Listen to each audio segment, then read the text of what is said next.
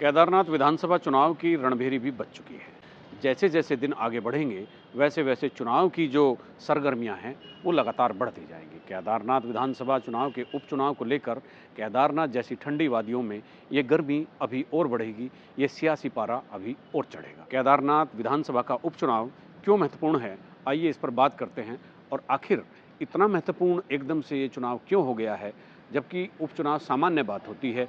उपचुनाव को सत्तारूढ़ दल का मान लिया जाता है, लेकिन यहाँ फिर ऐसी क्या जद्दोजहद है कि सरकार ने 1-2 महीना पहले ही सरकारी तौर पर सरकारी खर्चे पर केदारनाथ चुनाव की तैयारियां जोरों शोरों से करनी शुरू कर दी थी। उधर कांग्रेस ने भी तमाम तैयारियां तो की हैं, लेकिन उनका भी कोई प्रत्याशी अभी तक घोषित नहीं हो पाया। जैसा मैंने अभी बताया कि दोनों दलों का होमवर्क पूरा हो चुका है, प्रत्याशियों की घोषणा होना ही शेष है। ये चुनाव क्यों महत्वपूर्ण है और ये चुनाव जीतना या हारना किसके लिए महत्वपूर्ण है, ये चुनाव किसके कद को बढ़ाएगा और किसके कद में छटनी करेगा, मैं आपको सारी चीज़ें बताऊंगा। आप मेरे साथ बने रहिएगा और इस वीडियो को देखिए शुरू से अंत तक। अमूमन तौर पर यह माना जाता है कि जो विधानसभा उपचुनाव होते हैं वो सत्तारूढ़ दल के होते हैं, लेकिन पिछले 24 साल में उत्तराखंड का ये मिथक टूट गया। ये मिथक इसलिए टूट गया कि बद्रीनाथ जो चमोली में है और मंगलौर जो हरिद्वार में है, दोनों विधानसभाओं में पिछले दिनों जो उपचुनाव हुए थे, 24 साल के इतिहास में उत्तराखंड में ऐसा पहली बार हुआ जब कोई सत्तारूढ़ दल विधानसभा के उपचुनाव हार गया। यहाँ कांग्रेस ने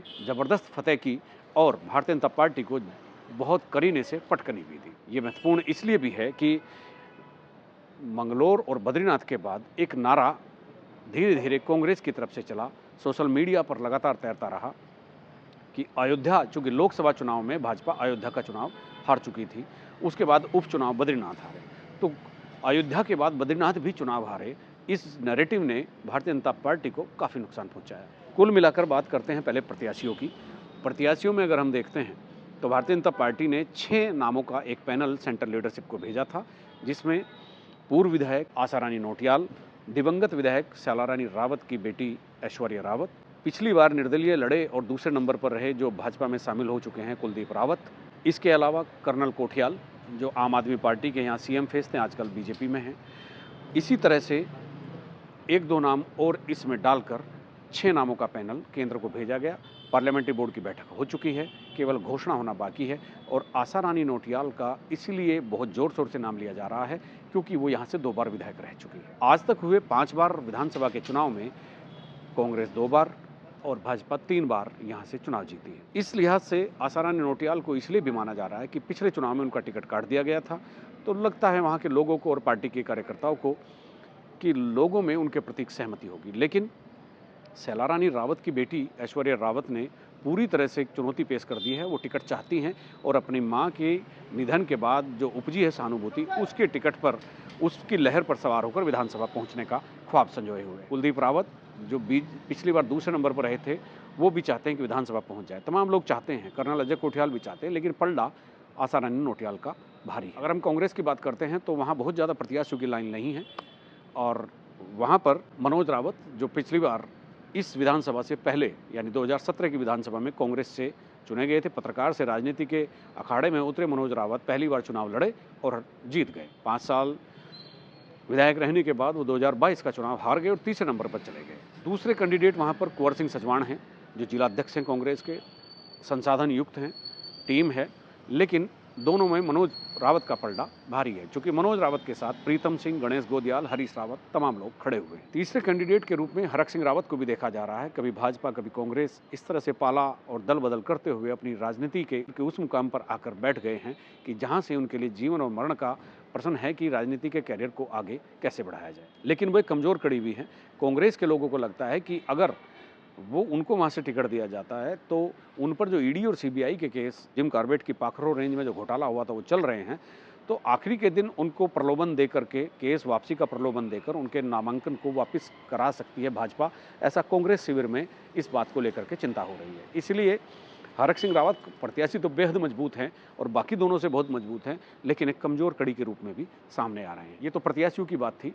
अब राजनीतिक दल के तौर पर हम बात करते हैं कि केदारनाथ चुनाव जीतना किसके लिए बहुत जरूरी है। केदारनाथ चुनाव जीतना सबसे ज़्यादा जरूरी पुष्कर सिंह धामी के लिए है। मुख्यमंत्री पुष्कर सिंह धामी अगर इस उपचुनाव को नहीं जिता पाए तो वो जो नारा अभी बद्रीनाथ तक आया है वो केदारनाथ भी पहुंचेगा। यानी अयोध्या के बाद बद्रीनाथ भी हारे और बद्रीनाथ के बाद केदारनाथ भी हारे। इससे पूरे देश में बहुत ही फजीयत होगी, क्योंकि बद्रीनाथ हारने के बाद भाजपा को पूरे देश में एक बदनामी झेलनी पड़ी थी कि उन धार्मिक स्थलों से भाजपा हार रही है जो हिंदू बाहुल है और जहां उन्होंने काम किया। आप जानते हैं केदारनाथ मोदी के पसंदीदा धार्मिक स्थलों में से एक है। प्रधानमंत्री रहते हुए वो कई बार वहां आते हैं और हर साल एक आध बार वो जरूर आ जाते हैं, आदि कैलाश भी जाते हैं। लेकिन केदारनाथ धाम का पुनर्वास, केदारनाथ धाम का सौंदर्यीकरण, केदारनाथ धाम की पवित्रता, उनकी प्रतिष्ठा, वो सब प्रधानमंत्री नरेंद्र मोदी की सर्वोच्च प्राथमिकताओं में है। वहाँ पर चल रहे कार्यों की लगातार मॉनिटरिंग पीएमओ करता है और पीएम भी करते हैं। इसीलिए अगर केदारनाथ हारते हैं तो मोदी हर्ट हो सकते हैं, और मोदी हर्ट हो सकते हैं तो पुष्करधामी सरकार की चिंता बढ़ सकती है, डिस्टर्बेंस हो सकता है। किसी की कुर्सी हिले या ना हिले, लेकिन एक जब व्यवधान राजनीतिक कॉरिडोर में आता है, एक व्यवधान जब सत्ता में बैठे लोगों के सामने आता है, वो बड़ा बेचैन कर देता है। इसीलिए ये चुनाव पुष्कर सिंह धामी के लिए जीतना बेहद जरूरी है, और पुष्कर सिंह धामी ने इसकी पूरी तैयारी भी कर ली है। पुष्कर सिंह धामी हर हालत में इस चुनाव को जीतने का दम भी भर रहे हैं।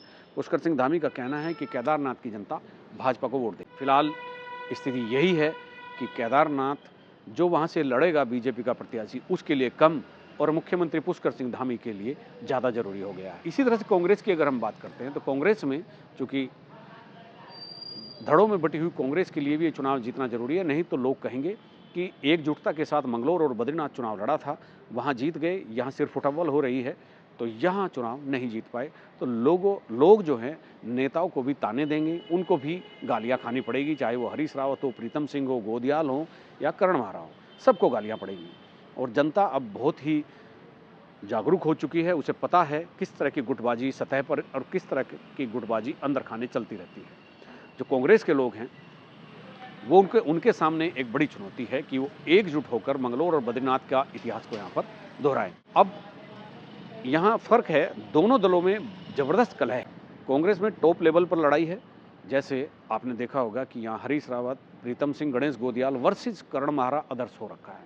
करण महारा किसी और को चुनाव लड़ाना चाहते हैं, लेकिन अब सुना है करण महारा भी मनोज रावत के पक्ष में आ गए हैं, लेकिन इसकी कोई पुष्टि नहीं हो रही है।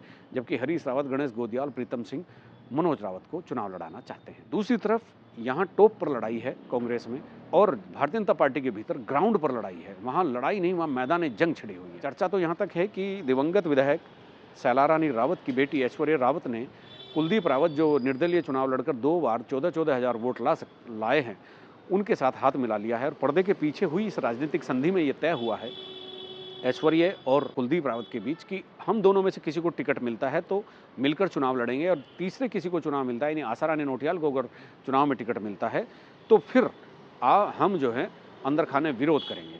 और अगर ये बात सही है तो भारतीय जनता पार्टी के लिए कांग्रेस से ज़्यादा मुश्किलें केदारनाथ में दिख रही हैं। इन दोनों को लाइन पर लाना, समझाना और ऐसा प्रयास करना कि कुलदीप रावत और ऐश्वर्या रावत, अगर आशारानी नौटियाल को टिकट मिलता है तो ईमानदारी के साथ उसके पक्ष में प्रयास करे, ये जस्टिफाई करना और ये तय करना कांग्रेस भाजपा के लिए एक बड़ी चुनौती होगी। अब ठीक है, कांग्रेस में नेताओं की लड़ाई है और वहाँ ग्राउंड पर जो जमीनी स्तर पर जिन योद्धाओं को चुनाव लड़ाना है, उनमें लड़ाई है।